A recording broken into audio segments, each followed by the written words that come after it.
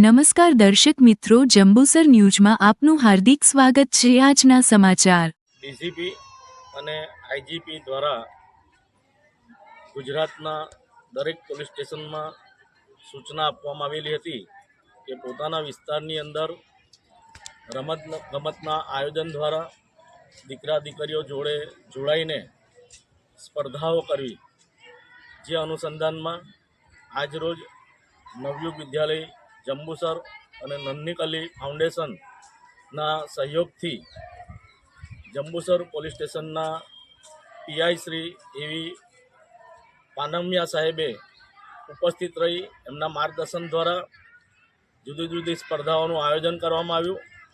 સાથે નવયુગ વિદ્યાલયના વિદ્યાર્થીઓ અને પોલીસ જવાનો વચ્ચે એક ક્રિકેટ મેચનું સુંદર આયોજન પણ થયું અને એ સમયે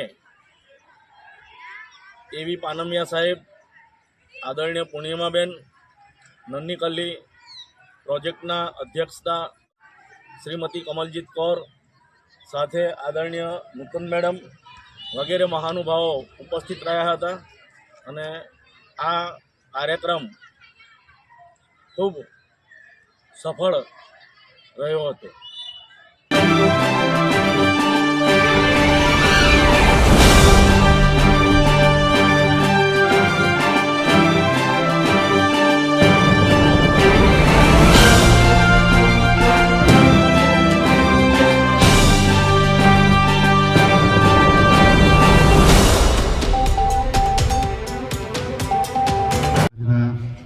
प्रसंगे उपस्थित शाळाना आचार्यश्री तथा शिक्षकगण તેમજ વાલા વિદ્યાર્થી ભાઈઓ અને બહેનો,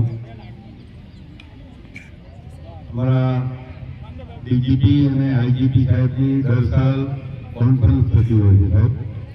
એ કોન્ફરન્સમાં માનનીય વડાપ્રધાન શ્રી નરેન્દ્ર મોદી સાહેબ હાજર રહેતા હોય છે।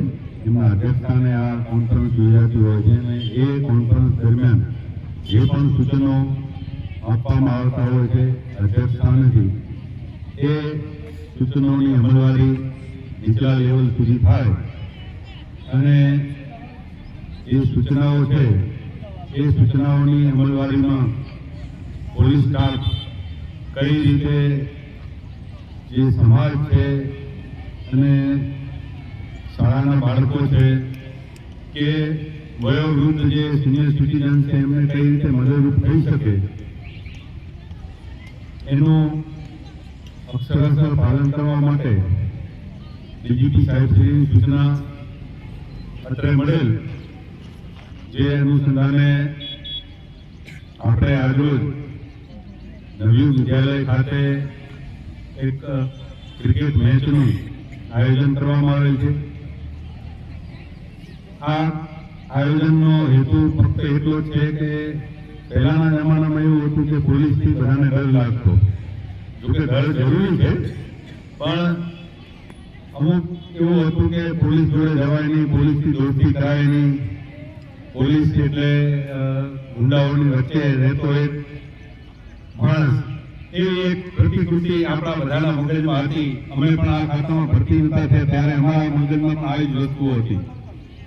તો આજે ગેપ પડેલો છે સમાજ અને પોલીસના વચ્ચે, એ ગેપ દૂર થાય, સમાજના લોકો વધુમાં વધુ પોલીસ સાથે સંકળાય અને પોલીસ ખાતા દ્વારા જે પણ એમને મદદરૂપ થનાર વસ્તુઓ છે એ એમના સુધી પહોંચે। કોઈ પણ તકલીફ હોય, કારણ કે હવે તો બહુ ડિજિટલ જમાનો થઈ ગયો છે, મોબાઈલ પણ આવી ગયા છે। પહેલાના જમાનામાં એવું હતું કે પોલીસ સ્ટેશન સુધી પહોંચવું જ બહુ મોટી વાત હતી, તો એમાં પછી ઓટી ચાલુ થતી, ચોકીઓ પણ ચાલુ થતી કે જેથી કરીને સામાન્ય પબ્લિક છે પોલીસ સ્ટેશન સુધી ના પહોંચી શકે તો ઓટી કે ચોકી સુધી એમની ફરિયાદ કે એમના કોઈ પણ પ્રશ્નો છે એની રજૂઆત કરી શકતા।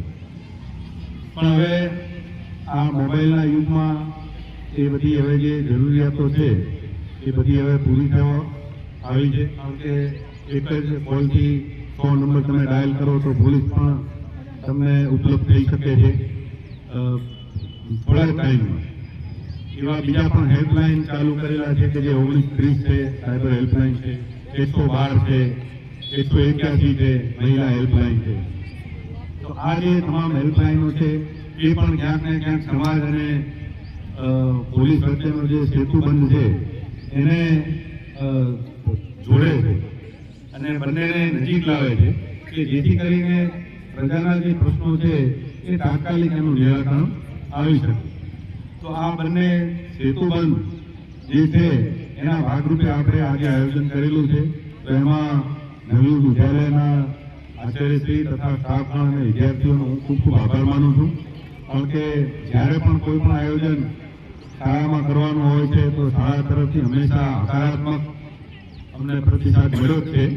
એટલે હું ફરીથી સ્ટાફગણ તથા વિશેષ કરીને આચાર્ય સાહેબનું હું આભાર માનું છું અને આજનો આપણો આ કાર્યક્રમ અહીંથી આપણે ખુલ્લો મૂકીએ અને આગળની કાર્યવાહી કરીએ. જય ભારત.